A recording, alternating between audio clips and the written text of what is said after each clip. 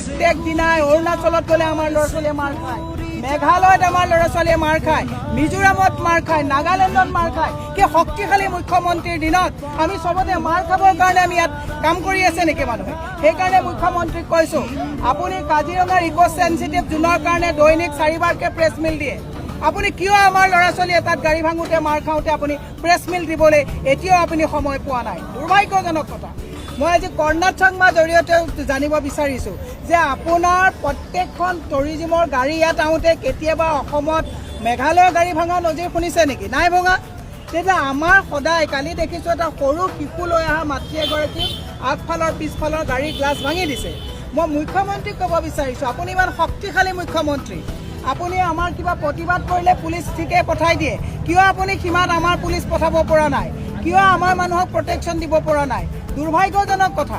মই সেইকাৰণে কৈছোঁ, আমাৰ যিসকল ল'ৰা ছোৱালীয়ে